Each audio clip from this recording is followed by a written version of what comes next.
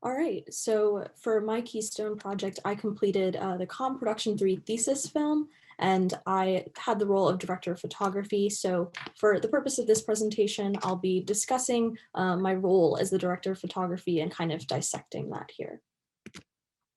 So just to introduce to you the role of the director of photography on a scripted set, this individual is the creative head of the camera department. And so they're responsible for camera and lighting decisions and delegating to those individuals in their department as well. And so these decisions that I speak about are made in conjunction with the director and other department heads to visualize the story in a relevant and emotionally engaging way. And so this role requires an understanding, and in the case of the individuals pictured here, a mastery of both aesthetics, color, optics, light, and editing. And so these two individuals below, Roger Deakins and Rachel Morrison, are two very prominent individuals in the cinematography community today. And so my film was entitled What in the Woods? And again, it was a scripted short created in collaboration with other film students also in the Com Production 3 thesis course. And so we're going to look a little bit closer and unpack scene 17 specifically, but for just some background on the film, it's about an out-of-touch YouTube vlogger who pranks his friend in the woods, and things go awry when they realize that they're not alone. So this vlogger named Jack plays a prank on his friend Armand, and in the chaos, Armand is shot in the leg by a rogue arrow. Jack flees and leaves Armand alone, and when he returns with his girlfriend Liv, Armand is gone. So in the plot of the film, scene 17, which we will discuss further in depth, occurs the morning after this prank when Jack and Liv decide to search for Armand and discover that the owner of the fateful arrow was a cannibal who lives in a nearby cabin. So now I'll share with you guys what scene 17 looks like in its completed state, and we're going to reverse engineer it from there. So give me a shout if for some reason you can't hear this. But... Must be him. That sick fuck. Sure hope Armand's still alive. Okay, you ready? Here.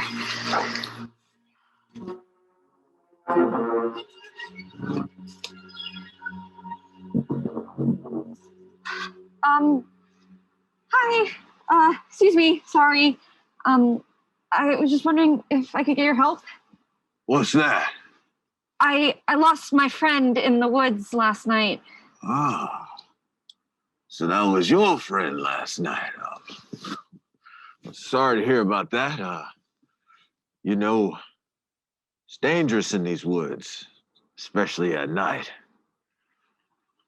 Yeah, so anyway, my phone is broken, so I was wondering if I could borrow your landline. Oh, not to worry. Kill from last night if you want some breakfast. I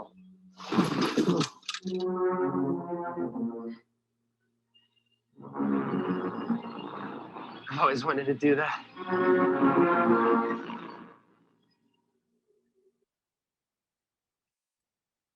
All right, so we're going to then kind of talk about, before we get specifically into scene 17, how you go from a script to a fully visualized film. And so a lot of that starts to make sure that scene 17 will be within the context and make sense of our broad strokes of theme that we've established for the film. So that's collaborating with the director, the production designer to create this visual concept plan. How do we want the film to look? What inspirations do we want to take? I have some images below for our vlog style and for our omniscient view. That was something also we knew we wanted for the film. In talking with my director, I knew that we wanted to contrast and really visually show the dichotomy between this delusional, self-serving vlogger type with using that vlog images to show his how out of touch he is with what we see in the objective view, which is the real world per se. And so in addition, we're kind of bound by the restrictions that the film makes for us, both in content and then in things like location considerations, perhaps a global pandemic, or any other budget and equipment choices that we have to make. Again, considering we have limited access because of COVID to locations, but then we are also a student production, so that greatly limits what kind of equipment we have access to. So in getting specifically into scene 17, here I have a screenshot from the original script, and we've started marking it up here as what these numbers you see on the outside, starting to convert it into a shot list. So in reading a scene, I'll read it multiple times, start to get a picture in my head, but while I'm doing so, you need to consider, what does the audience need to see in order to understand the action of this specific scene, but also information that'll be helpful to them later in the film, but also what don't we want them to see? What do we want to hold in suspense? What do we want to use for dramatic effect? And so on and so forth. So I've highlighted a few spots here that stood out to me when I read the script that I knew that I would need to incorporate visually. So first we have where in the stage direction, Liv zooms in on the hunter and then back to Jack, because we see that she's filming the scene for Jack's vlog. So we know that we want this scene to be covered by not only the vlog footage, but also our omniscient camera. So later on, we have Jack sneaks around to the side of the cabin. So we saw that when we watched the scene fully through, that Jack is sneaking around the hunter while Liv distracts him so that Jack can attack the hunter, get him dealt with so that they can go search for their friend. So we not only need to see that Jack is sneaking around the cabin, but we need to know as the audience that the hunter does not see Jack. So it makes sense that the hunter continues to interact with Liv and Jack can successfully knock him out.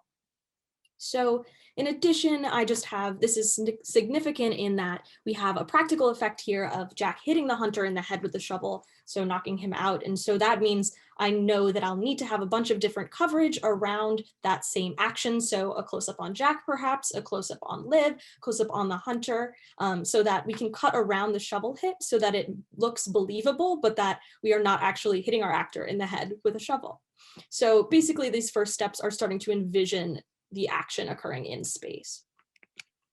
So the next step after we start to break down the script is making that into a shot list. So a shot list is basically a checklist for what shots you exactly want to get on set. And so the one you see below is designed specifically for me and is relevant to a lot of the technical aspects that I need to know when moving from one set to another, and that's helpful to me and my camera department. A more general shot list is also given to everyone on set, which gives them the information that are relevant to their personal responsibilities.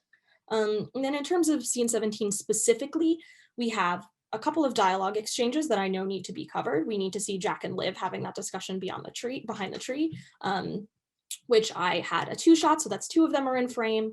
I knew that we needed to see the action, we need to see where the individuals are in relation to each other. So we have that wide scene where we see Liv approaching, Jack creeping behind, and the hunter seated in front of him. I also know that there's an exchange between Liv and the hunter, and so that is covered in a traditional way to cover dialogue, in a shot reverse shot where you cut in between those individuals having the conversation. In addition, we have the close-up on Jack, and effectively this medium close-up on Liv helps us to cut around that shovel hit in addition to the hunter falling off of the chair. And so in all of these shots, you need to decide what lens you would like to use, what kind of shot, any camera movement, and in addition, what your t-stop is, which is a measure of the aperture of the camera, and so all of those creative decisions will affect the emotional perception of the audience, just as the aperture controls how much of the image is in focus, the depth of field that can create a certain emotional response from the audience. And it just like lens shape, lens size, can affect the perception of space in that longer lenses compress space and that shorter lenses expand it. So all of these formal elements are motivated by the content and what emotions we want to elicit from the audience as they're watching. So in beginning to actually visualize here, I start by drawing what I see in my head and then starting to draw in frames and where we put the cameras from there. So a lot of this comes from attending location scouts, which were limited because of COVID and because of access to our location, which was about 2 hours outside of Boston. So I was using a lot of location images, as you see on the bottom right here, and I sketched that out on the left to start to see where we're going to place the characters. And then in the top right, you see an overhead illustration of this same scene where I drew out where each of the cameras were going to be placed in concurrence with that shot list I showed you earlier, in addition to how the actors move in and out. So moving on, we have just some comparisons here between the varying degrees of similarity that we see between some of my storyboards and the actual shots. On the left, we have the storyboards with the framing that I was thinking marked by that black box there. And so here we have that medium close-up on the hunter, the reverse on Liv. Same thing here. Here's our 2-shot. You can see how these have changed in varying degrees or stayed the same. And so now that we've kind of gone through that process of looking very in depth at pre-production and then how it looked at the end, there's the middle part, which is actually getting it, actually making sure that we are taking those plans and following through in the way that means that we can then have a smooth editing process and get the film to look like how we want. So on set, as the director of photography, I was responsible for delegating to my department in addition to actually operating the camera.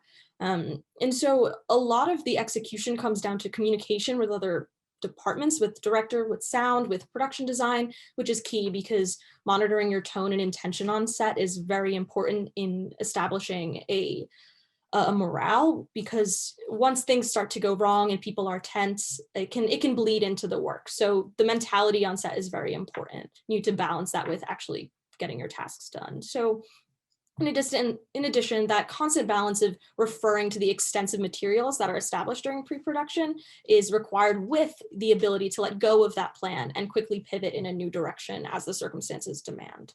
So things can change very quickly, and it's all about adaptation despite all of that planning that we've just kind of gone through.